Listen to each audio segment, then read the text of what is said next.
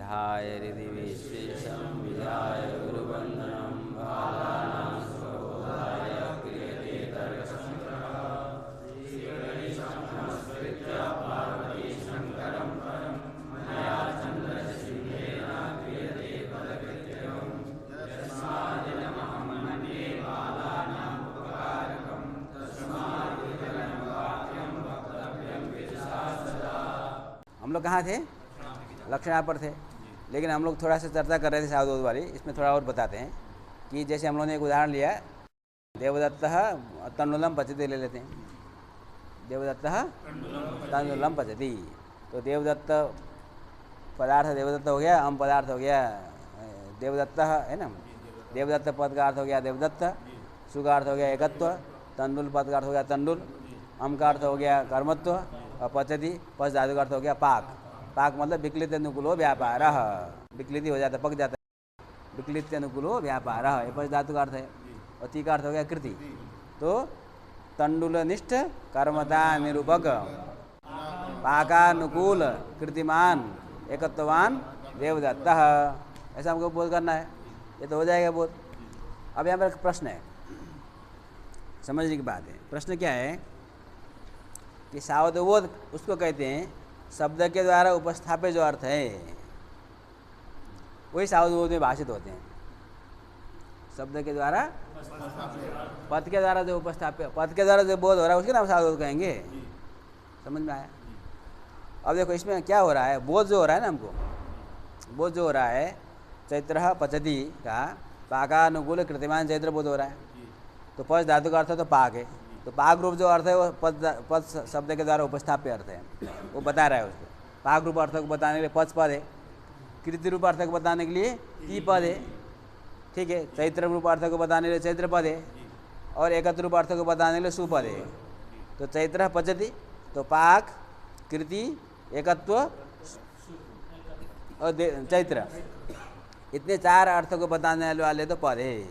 किंतु हमको जो बोध हो रहा है, सावधोध हो रहा है, वो कैसा हो रहा है? पाकानुकूल कृतिमान चैत्र, पाकानुकूल कृतिमान एकत्ववान चैत्र, ऐसा बोध हो रहा है। हो रहा है कि नहीं हो रहा है? तो इसमें कुछ नया दिखाई दे रहा है जो था नहीं पहले। जो ऐसा अर्थ जो पद के द्वारा उपस्थापित नहीं है वो भी सावधबोध के विषय बन रहे हैं। बन रहे हैं कौन? संबंध, वो अनुकूलत्वम, उसको बताने के लिए कोई पद, तो जो पद ने बताया ही नहीं, जो कि वक्ता ने बोला ही नहीं, वो उसको हमने समझा कैसे? वो अर्थ आया कहाँ से? समझ में आई बात? ये हो गया प्रश्न। तो पद के द्वारा उपस्थापित जो अर्थ होते हैं वो सावधबोध में भाषित होते हैं, सामान्य नियम है।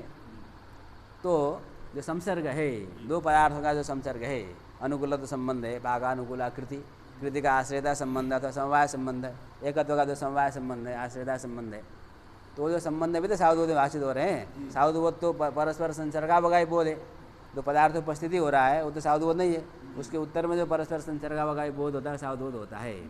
तो जो अर्थ वक्ता ने बोला ही नहीं, जिसको अर्थ को बताने के लिए किसी पद का प्रयोग किया ही नहीं, वो अर्थ सावधबोध में कैसे भाषित होगा, कैसे हो गया प्रश्न है।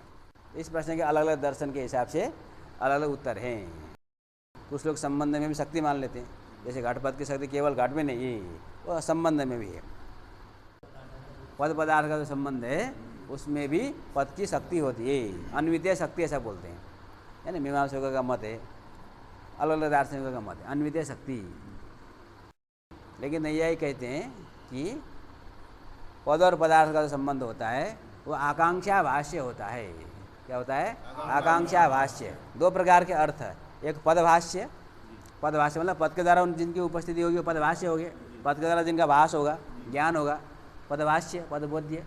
और कुछ ऐसे अर्थ होते हैं जो कि पद के द्वारा भाष्य नहीं होते हैं, वो आकांक्षा के द्वारा भाष्य होते हैं। आकांक्षा है ना, आकांक्षा योग्यता सन्निधि हम लोग पढ़ने वाले हैं आगे।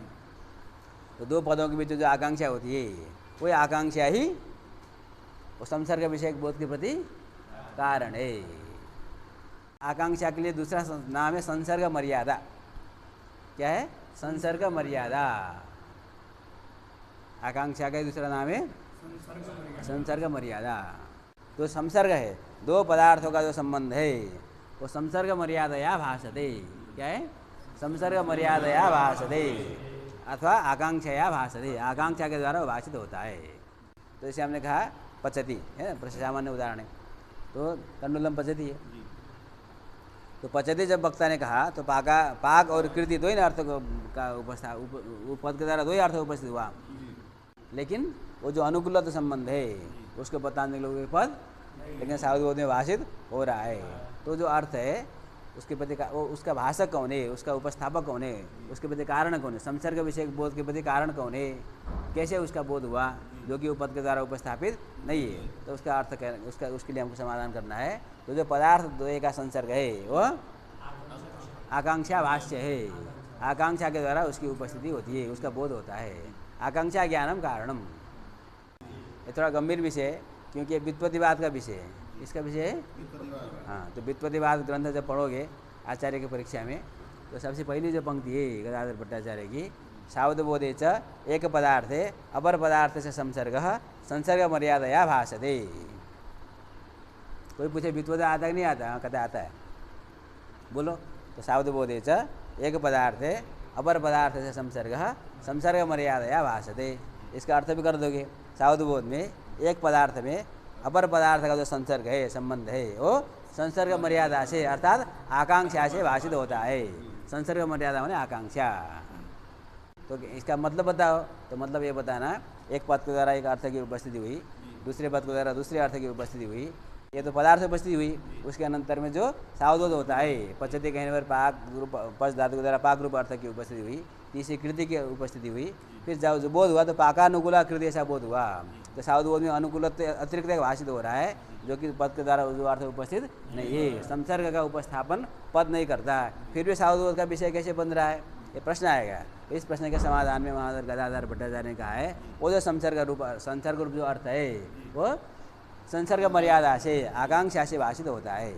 व्याख्या भी कर दिए, हो गया। तो क्या समझ में आई बात?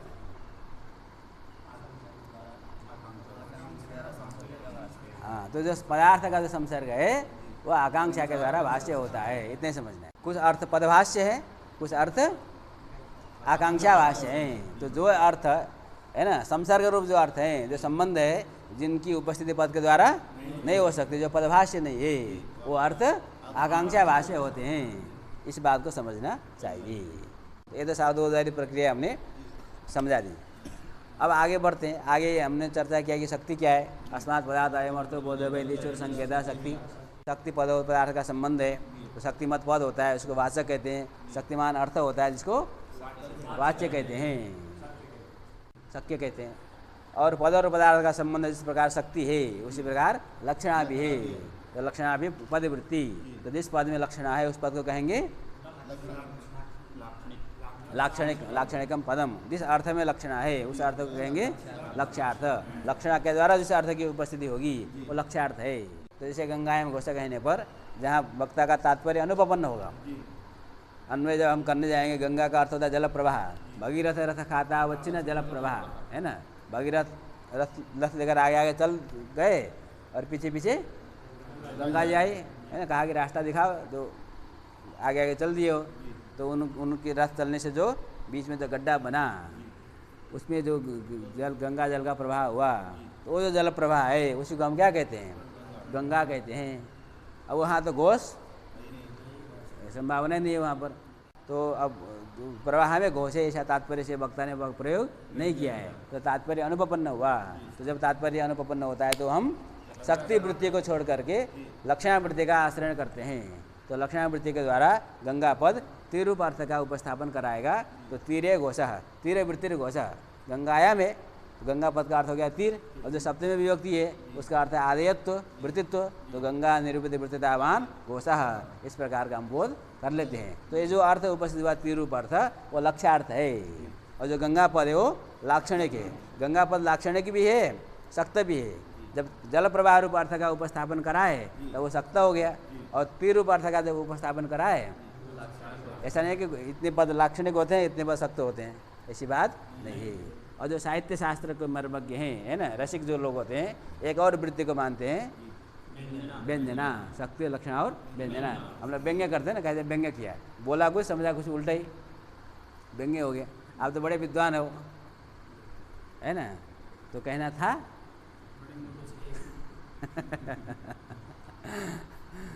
अब मूर्ख है कहेंगे तो गड़बड़ हो जाएगा मामला। हमको मूर्ख कहा, विद्वान हो कहा, अब वो किसी को जाकर बोल भी नहीं सकते, इसलिए हमको विद्वान कहा, है ना। ये तो अच्छी बात है ना, विद्वान कहा तो भाई प्रशंसा करो उसकी। तो ये हो गया व्यंग्य। लेकिन नैयायिक जो है, जो व्यंग्य जो अर्थ होता है उसको भी कभी कभी कहीं कई जगह लक्षणा के द्वारा वो गदार्थ हो जाता है, कहीं पर अनुमान के द्वारा वो गदार्थ हो जाता है। इसलिए व्यंजना नाम की अलग वृत्ति नहीं है, इसलिए वो शक्ति लक्षण अथवा अनुमान में उसका अंतर्भाव कर लेता है। लेकिन जब काव्य पढ़ने वाले हैं वो कहते हैं कि लक्षणाशी काम विशिष्ट अर्थ है, वो लक्षणा से निर्वाह नहीं होता है, तो अलग मानते हैं। वो जब शास्त्र का लक्षण आदि पढ़ोगे तो फिर उसमें ज़्यादा समझ में आएगा। हाँ, अब ये जो बताने जा रहे हैं हम लोग, लक्षणा 3 प्रकार की है, जहाँ लक्षणा, अजह लक्षणा और जहद अजह लक्षणा। पढ़ो। शक्य संबंधो लक्षणा साच त्रिधा जहद अजहद जहद अजहद भेदा वर्तते च गंगायां घोषः इत्यत्र गंगापद शक्य प्रवाह संबंध स्थिरे। गंगायाम घोषे जहद लक्षणा का उदाहरण है, क्योंकि गंगा पद का अर्थ है प्रवाह, तो उसका संबंध तीर में होने के कारण गंगा पद प्रवाह रूप अर्थ को पूरे रूप से त्याग करके तीर रूप अर्थ का स्मरण कराता है गंगा पद, इसलिए तीर का बोध होता है। तो ये जह लक्षणा है, अपने अर्थ का परित्याग कर दिया। गंगा पद का जो अशक्य अर्थ है तो जल प्रवाह, उसका परित्याग कर दिया, इसलिए जह लक्षण हो गया। लक्षणा बीजम च तात्पर्यानुपपत्तिः। का लक्षण किया क्यों? लक्षणा क्यों जरूरत की कब होती है लक्षण? जब मन करेंगे तब करेंगे। गंगा का अर्थ कभी जल प्रवाह कभी तीर, तो शक्ति मान लो, क्या फर्क पड़ता है। तो कहेंगे लक्षणा बीजम च तात्पर्य अनुपपत्ति, जब वक्ता का तात्पर्य अनुपपन्न होता है तब लक्षणा की जाती है। तो गंगाएम घोष, यहाँ पर जो गंगा पद का अर्थ जल प्रवाह लेंगे तो वहाँ पर घोष का अन्वय, वहाँ पर तात्पर्य अनुपपन्न हो रहा है, इसलिए हम वहाँ पर लक्षणा करते हैं। जहाँ तात्पर्य उपपन्न है, गंगाएम मत्स्य कोई कहेगा, गंगाएम जलम कोई कहेगा, तो वहाँ पर हम लक्षणा नहीं करते। लक्षणा बीजम च तात्पर्यानुपपत्तिः अतएव प्रवाहे घोष तात्पर्यानुपपत्ते स्थिरे लक्षणा सिद्ध्यति। हाँ, इसलिए प्रवाह में घोष का जो तात्पर्य अनुपपन्न होने के कारण तीर में जो लक्षण है वो हो जाता है। क्षत्रिणो यान्ति इत्यादि द्वितीया। द्वितीय है अजह लक्षण, क्षत्रिणो यान्ति, इसका उदाहरण है दूसरा काकेभ्यो दधिरक्षताम, जो प्रसिद्ध उदाहरण है। काकेभ्यो कौवे से दही को बचाना है, तो कौवे से दही को बचाना मतलब बिल्ली आदि से नहीं बचाना है, बचाना है। तो तात्पर्य क्या है? तात्पर्य क्या है? सर्वतः दधिरक्षणम, सर्वतो भावे न दधि की रक्षा तात्पर्य है। तो सभी दधि को बिगाड़ने वाले सबको बताने के लिए काक पद का प्रयोग किया है, काकेभ्यो दधिरक्षताम। तो वहाँ काक पद का अर्थ केवल काक नहीं है, और काक को छोड़कर बिड़ाल कर देंगे तो फिर काक को छोड़ना पड़ेगा, फिर काक से रक्षा करेंगे। काक आएगा तो खाएगा, तो काक से भी बचाना है, काक के इधर बिड़ाल आदि से भी बचाना है। इसलिए काक पद के लक्षण किस में करेंगे? नहीं, दध्युपघातक में करेंगे। काक मतलब दधि को बिगाड़ने वाला, और दधि को बिगाड़ने वाला काक भी है, जो है सबका ग्रहण हो जाएगा।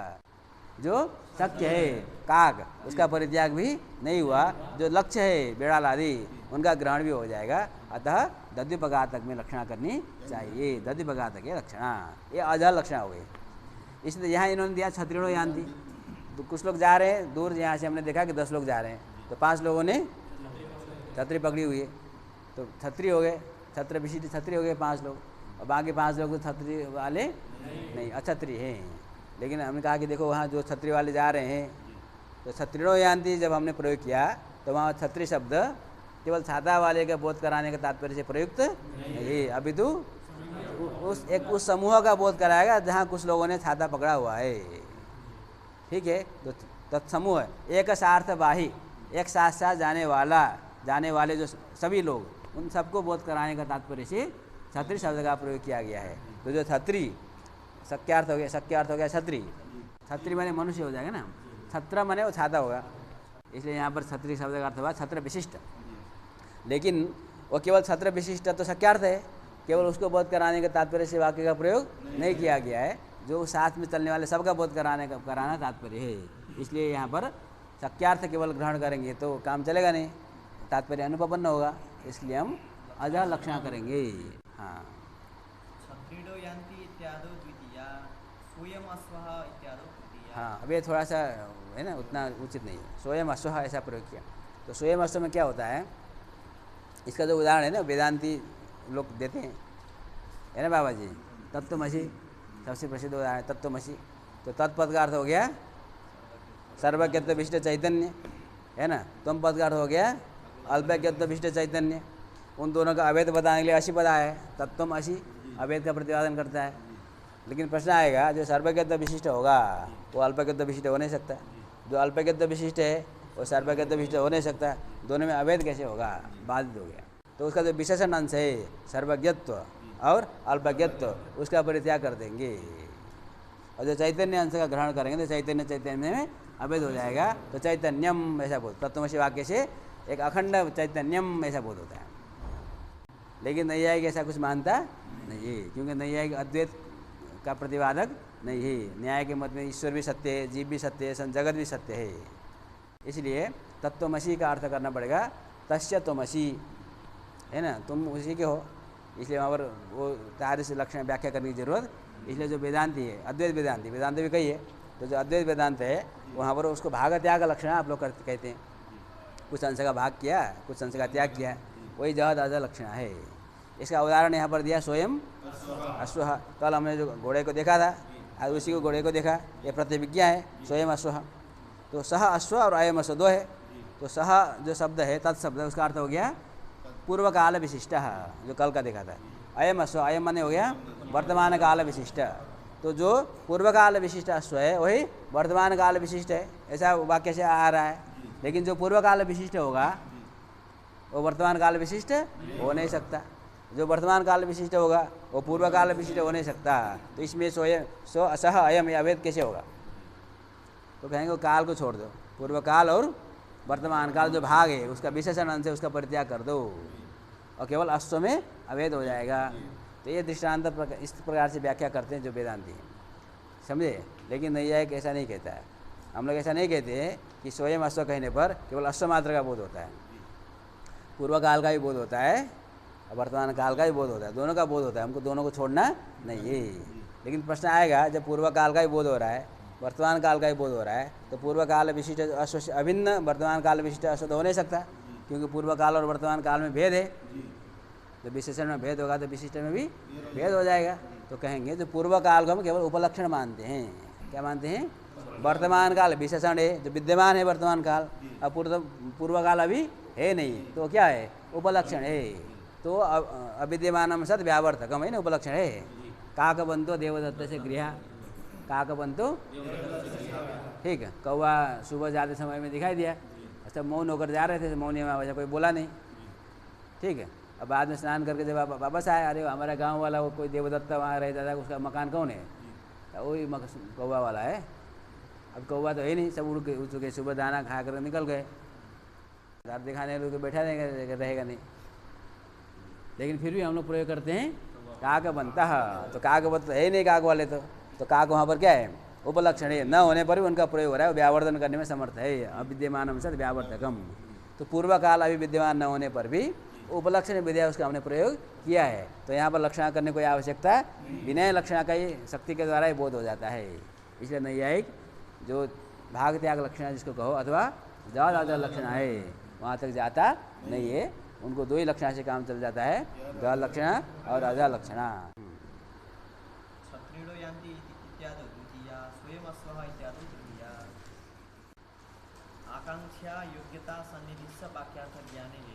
तो सावधबोध के प्रति एक तो हमने क्रम बताया था, पदज्ञान, पदार्थ उपस्थिति, फिर परस्पर संसर्ग का बोध, ये सब सावधबोध के प्रति कारण। इनके अतिरिक्त सावधबोध के प्रति ये सब भी कारण होते हैं। आकांक्षा, वस्तुतः वो ज्ञान जोड़ना चाहिए। आकांक्षा ज्ञानम, योग्यता ज्ञानम, सन्निधि ज्ञानम च सावधबोधि हेतु। तो आकांक्षा का भी ज्ञान होना चाहिए, योग्यता का भी ज्ञान होना चाहिए और सन्निधि का भी ज्ञान होना चाहिए। ये सब भी सावधबोध के प्रति कारण है। तो कारण है तो ये समझना पड़ेगा क्या है। पदस्य पदांतर व्यतिरेक प्रयुक्त अन्वय अनुभावकत्वम आकांक्षा। पदस्य मतलब एक पद में है ना, पदांतर व्यतिरेक प्रयुक्त दूसरे पद के अभाव के कारण यदि अन्वय की अनुभावकता है, अन्वय मतलब सावधबोध, सावधबोध की जनकता का अभाव है। अनुभावक मतलब सावधबोध जनकत्व का अभाव है ना, अनुभावक मतलब सावधबोध जनकत्व, अन्वय अनुभावकत्व है, सावधवत जनकत्व का अभाव है। मतलब कोई एक पद किसी दूसरे पद के बिना सावधवत को उत्पन्न नहीं कर रहा है। इसका अर्थ क्या हुआ? उन दोनों के बीच में आकांक्षा है। साकांक्षा जो पद होते हैं वो सावधवत को उत्पन्न करते हैं। जैसे मान लो घटम इतना ही रखो, अथवा घटम है ना, ग्रामम गच्छति रख लो, ये कर्म है ना, ग्रामम गच्छति रख लो, क्या रख लो? ग्रामम गच्छति कहा। तो ग्रामम गच्छति कहने पर जो बोध उत्पन्न होता है वो केवल गच्छति कहने पर होता है। तो गच्छति जो पद है तिङन्त पद, वो ग्रामम या सुबंध पद के बिना अभाव के कारण ग्रामनिष्ठ कर्मता निर्भग गमनानुकूल कृतिमान इस प्रकार के बोध को उत्पन्न नहीं कर सकता।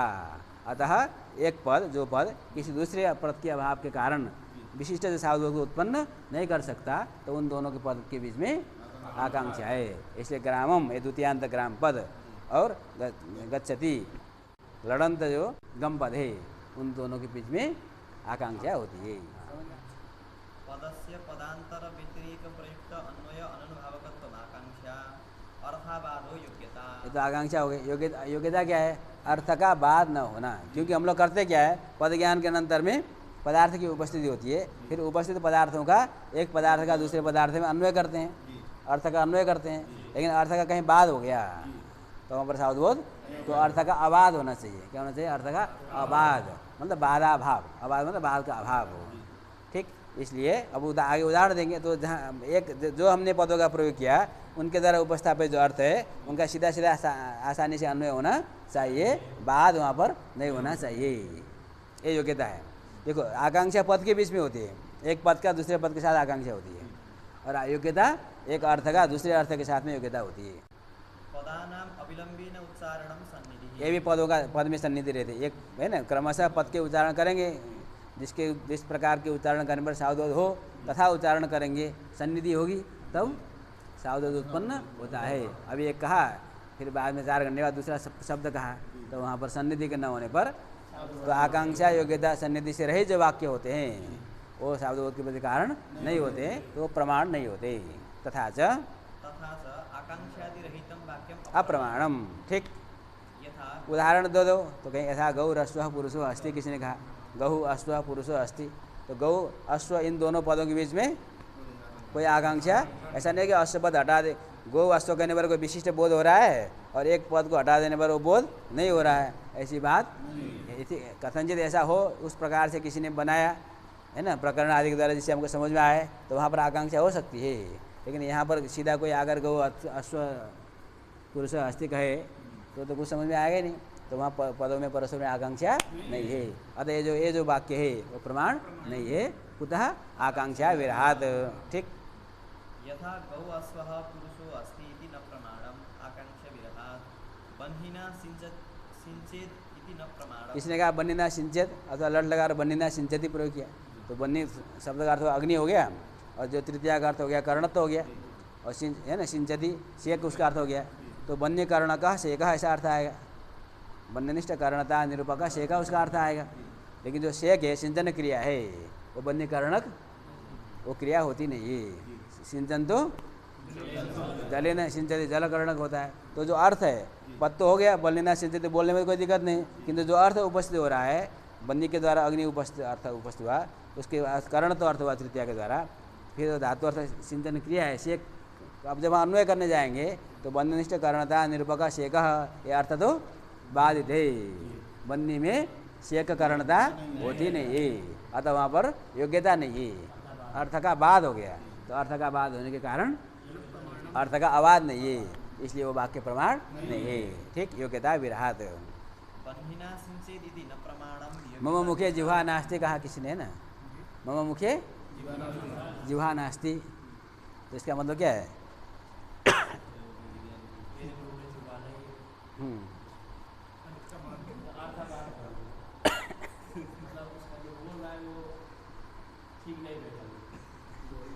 ठीक तो बैठा है, कोई दिक्कत है? देखो व्याकरण की दृष्टि से देखो गड़बड़ है। मम मुखे जिह्वा नास्ति, जहाँ जो विभक्ति लगनी चाहिए लगी हुई है, अर्थ का बाद हो गया, अर्थ का बाद हो गया। ठीक, हाँ। प्रहरे प्रहरे असहोच्चारितानि गामानय इत्यादि पदानि न प्रमाण। प्रहरे प्रहरे, एक एक प्रहर में एक बार अभी गाम कहा, एक प्रहर बाद, एक प्रहर कितना होता है? 3 घंटे बाद आने कहा, तो वो बोध होगा? भले गाम आने तो सही वाक्य वहाँ आकांक्षा भी योग्यता भी है, किंतु फिर भी साउथ बोध नहीं होता, क्योंकि सन्निधि नहीं है पदों में। प्रहरे प्रहरे असहोच्चारितानि गामानय इत्यादि पदानि न प्रमाणम सान्निध्याभावात्। हाँ, इसका जो पदकृत्य है ना उसमें कोई दम नहीं है, ऐसे पढ़ लो, वैसे समझ में आ जाएगा वो। असंभव वारणाय पदांतर व्यतिरेक प्रयुक्त इति। आकांक्षा के जो लक्षण है ना, पदांतर व्यतिरेक प्रयुक्त को हटा दो तो पदस्य, अन्वय अनुभाव। तो पद में अन्वय का अनुभाव कितने कहोगे? तो पद तो अन्वय का अनुभावक होता ही है ना, तो ये तो कोई मतलब आएगा नहीं, इसलिए असंभव हो जाएगा। पुनर् असंभव वारणाय पदांतेति पदांतरे। पदांतर हटा दो क्या बचेगा? पदस्य व्यतिरेक प्रयुक्त अन्वयानुभावकत्व, तो व्यतिरेक से कौन सा व्यतिरेक लेना कोई पता नहीं है, तो यहाँ पर कोई स्पष्ट कोई तात्पर्य आएगा नहीं, तो इसका मतलब उसमें लक्षण घटेगा नहीं, तो असंभव हो जाएगा। अर्थेति आकांक्षा वारणाय अर्थेति। अर्थ अर्थाबाध योग्यता का है, तो अर्थ हटा दो, अबाध मतलब बाधा भाव, तो इतना ही पर्याप्त है वस्तुतः। अबाध योग्यता कहना ही बाद का अभावी योग्यता है, लेकिन वो थोड़ा जिज्ञासा बनेगा, आकांक्षा होगी ये किसका बाद न होना, इसलिए अर्थाबाध ऐसा कहा। तो आकांक्षा के वारण करने निवृत्ति करने के लिए अर्थाबाध कहा, अर्थपद न भी दिया जाए तो भी काम चलता है। सामान्यतः यही होता है बाधा भाव योग्यता, तो बात समझ में आता है कि अर्थ का ही बात है। ठीक, पदानामिति असहोच्चारितेषु अतिव्याप्ति वारणाय अविलंबेनेति। ये मालूम है, अविलंबे नहीं कहेंगे तो विलंब में वाले में चला जाएगा। ठीक, आकांक्षा वारणाय पदानामिति। पदानाम क्यों कहा? अविलंबे ने उच्चारण कहोगे तो उच्चारण तो पद का ही होता है, पदानाम कहने की क्या जरूरत है? इतना तो मूर्ख हम लोग है नहीं, क्या वही वहाँ पर ही उच्चारण, किसी को भाई संदेह हो जाए किसका उच्चारण है, तो आकांक्षा है ना, उसकी निवृत्ति के लिए पदानाम कहा है। आकांक्षादि शून्य वाक्यस्य अत्र प्रमाणत्व निषेधः। हाँ, जो आकांक्षा योग्यता सन्निधि से रहित वाक्य है वो प्रमाण नहीं है करके बताते हैं उदाहरण के द्वारा। ठीक, आकांक्षादिकं शाब्द हेतुः इत्युक्ते चित्यर्थः। हाँ, आकांक्षा आदि को शाब्दबोध के जब कारण बना दिया तो जो वाक्य आकांक्षा आदि से रहित हैं वो प्रमाण नहीं होते। आकांक्षादि उदाहरणं दर्शयति यथेति। ठीक, वाक्यं द्विविधं हाँ। वैदिकं लौकिकं च। अब आज देखो वाक्यम द्विविधम, वाक्य जो है 2 प्रकार का है, वैदिक वाक्य और लौकिक वाक्य। हाँ, वैदिकं ईश्वरोक्तत्वात् सर्वमेव प्रमाणम्। वैदिक जो वाक्य है ईश्वरोक्त होने के कारण, यानी वेद को ईश्वर ने कहा है, वेद तस्मात् तपस्तेपानात् त्रयो वेदा अजायंत, वो दीपिका में कहीं पर लिखा है, बाद में देखोगे, मतलब है ना, इस वेद जो है ईश्वर प्रणीत है, इसलिए सर्वथा प्रमाण है, ईश्वरोक्तत्वात् सर्वमेव प्रमाणम। लौकिकं तु आप्तोक्तं प्रमाणम् अन्यत् अप्रमाणम्। लौकिक जो वाक्य है वो आप्तोक्त होता है तो प्रमाण होता है, अन्यत् अप्रमाणम। वाक्यार्थ ज्ञानम शाब्द ज्ञानम तत्करणम शब्दः। वाक्यार्थ ज्ञानम शाब्द ज्ञानम है ना, आपने जो वाक्यार्थ ज्ञान कहा वो क्या है? वाक्यार्थ ज्ञान का शाब्द ज्ञान, शब्द बोध की जो हम प्रकरण वो पढ़ रहे हैं वो शब्द बोध का ही दूसरा नाम वाक्यार्थ ज्ञान है। तो वाक्यार्थ ज्ञान होता है शब्द ज्ञान है, और उसका करण जो होगा वही शब्द प्रमाण होगा। कौन हो गया करण? कौन हो गया वो कौन हो गया? शब्द प्रमाण क्या हो गया? पद ज्ञानम। हमने देखा ना घटा करके, पद ज्ञान ही शब्द प्रमाण है। बढ़ो। ननु एतावता शाब्द सामग्री प्रपंचिता प्रमा विभाजक वाक्ये शाब्दस्य अपि उद्दिष्टत्वेन तत्कुतो न प्रदर्शितम इत्यतः वाक्य। अब यहाँ किसी को प्रश्न हो गया, कोई इंतजार करके बैठा हुआ था, तत्र पहले वहाँ कहा प्रत्यक्ष ज्ञानकरण प्रत्यक्षम, प्रमा का नाम लिया, फिर प्रमाण का नाम लिया, फिर अनुमितिकरणम अनुमानम, प्रमा का नाम लिया, फिर प्रमाण का नाम लिया, फिर उपमितिकरणम उपमानम, प्रमा का नाम लिया, प्रमाण का नाम लिया, और यहाँ शब्द का तो नाम ही नहीं ले रहे, शब्द का नाम सीधे प्रमाण को बोल दिया। आप तो वाक्य में शब्द उसी का भेद बता रहे हैं, साधु आकांक्षा योग्यता सन्निधि साधुवोध के कारण बता रहे हैं, ये शब्द कहाँ से कब आएगा? समझ आया ऐसा किसी को? तो प्रमा विवाद जो वाक्य है, प्रमा विवाद वाक्य कौन है? हाँ, यथार्थानुभव है ना, चतुर्विध प्रत्यक्षानुमिति प्रमिति शब्द वेदाद, इसी वाक्य में ना प्रमा का विभाग किया गया है, वो हो गया प्रमा विवादक वाक्य। उसमें शब्द का भी उद्दिष्ट है ना, उसका भी उद्देश्य किया गया है, नाम बताया गया है, और तत्व तो उसको तो आपने बताया नहीं, बाकी तो सब बताया। तीसरे चौथे वाले से कौन सा आपका द्वेष है, नहीं बता रहे हो, ऐसा किसी ने प्रश्न रखा। तो तो उसके लिए कहते हैं। अभी तक हम जो वाक्यार्थ ज्ञान बोल रहे थे ना, आकांक्षा योग्यता सन्निवेश, वाक्यार्थ ज्ञान है हेतु, वही वाक्यार्थ ज्ञान है तो शब्द ज्ञान है। ठीक। शाब्दत्वं च शब्दात् प्रत्ययमी इत्यनुभव सिद्धा जाति ही। शाब्दत्व तो क्या है? देखो, शाब्दत्व तो हो गया बोध, शब्द के द्वारा सुनकर जो बोध हुआ वो बोध हुआ, उसमें शाब्दत्व तो रहेगा। जैसे प्रत्यक्ष में प्रत्यक्षत्व रहेगा, अनुमिति में अनुमितित्व रहेगा, उपमिति में उपमितित्व रहेगा, तो शाब्द में शाब्दत्व तो रहेगा। वो शाब्द तो क्या है? कहेंगे शब्दात् प्रत्ययमी यदि अनुभव सिद्धा जाति। शाब्दत्व जो है ज्ञान, शाब्द तो ज्ञान हुआ ना, ज्ञान तो आत्मा में उत्पन्न होता है।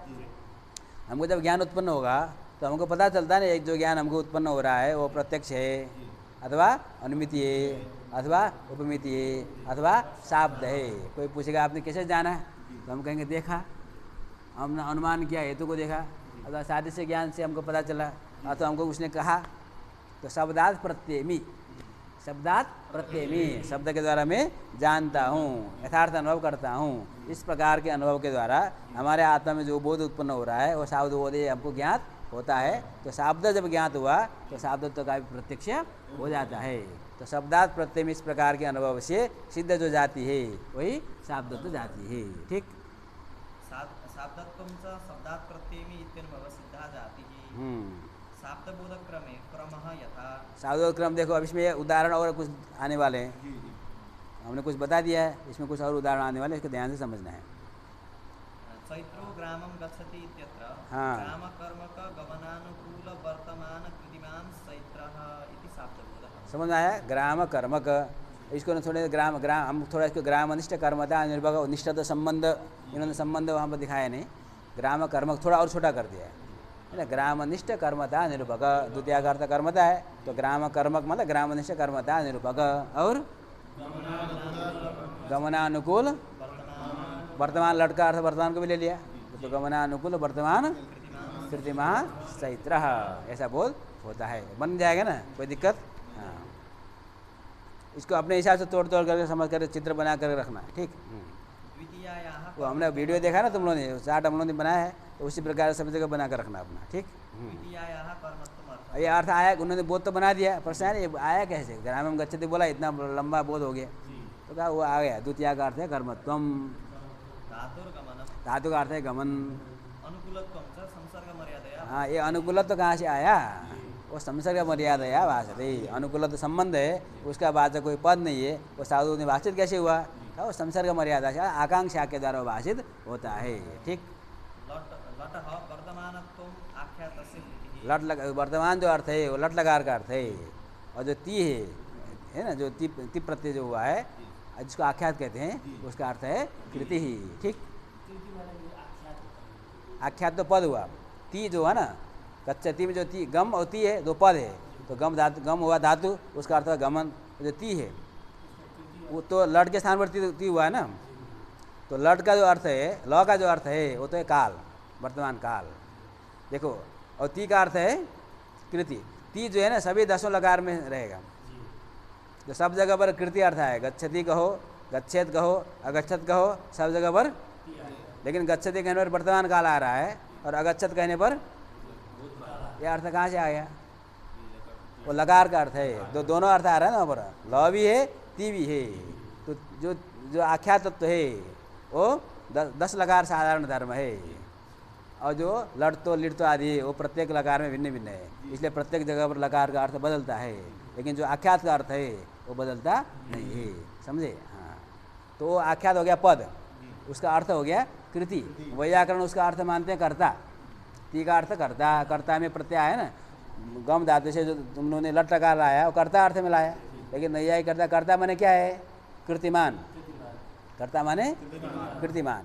तो जो आख्यात है उसकी शक्ति आप किस में मान रहे हो? वैयाकरण कहेंगे कर्ता में मान रहे हैं।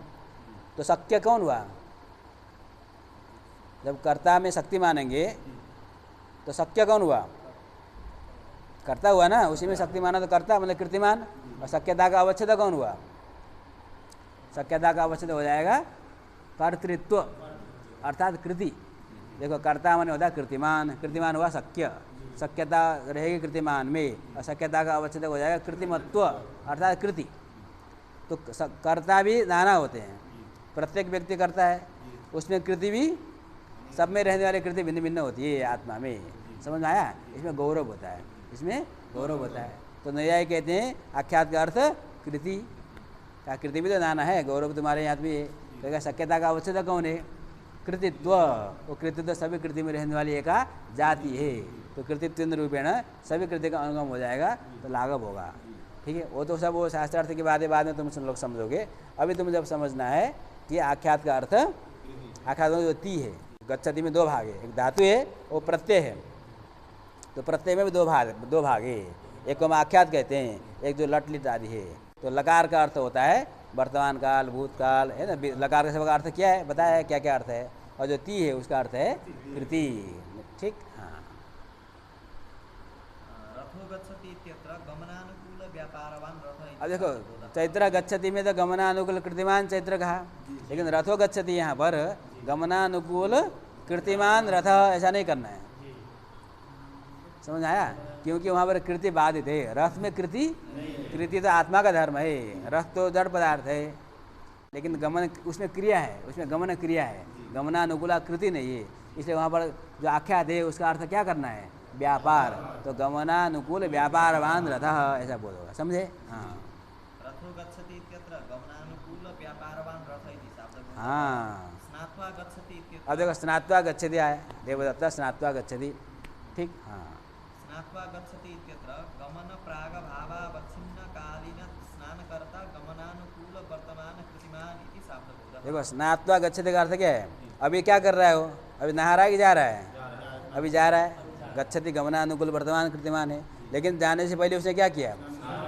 ठीक है, जिस समय वो स्नान कर रहा है उस समय में गमन क्रिया का प्राग भाव है ना, बाद में जाने वाला, नहा करके जाने वाला है। जब अभी जो स्नान करता है स्नान काल में वो गमन क्रिया का प्राग भाव है, जो त्वा प्रत्यय हुआ है। गत्वा में जो त्वा प्रत्यय है, त्वा का अर्थ कर्ता भी है, कर्ता में त्वा प्रत्यय हुआ है। त्वा प्रत्यय का अर्थ है कर्ता और पूर्वकालीनत्वम च, दो अर्थ है, कर्ता भी अर्थ है, पूर्वकालीनत्व भी अर्थ है। ये अर्थ पहले समझोगे तब ना बोध करोगे। लिखा उन्होंने बोध को पहले, लेकिन वो पहले हम लोग तो तोड़कर समझेंगे ना, इसलिए प्रश्न समझ करके तुमको वहाँ पहुँचना चाहिए। हो गया? तो बोध क्या हो गया अब? देखो गमन प्राग भावावच्छिन्न कालीन जो स्नान करता है, स्नात्वा गच्छति है, तो स्नान आदि अर्थ स्नान हो गया, तो आका अर्थ करता भी है, स्नान करता हो गया। उसमें एक गमन प्राग भाव, किसका प्राग भाव? आगे जो गमन क्रिया होने वाली है, तो गमन प्राग भावावच्छिन्न कालीन जो स्नान करता वो गमनानुकूल कृतिमान है।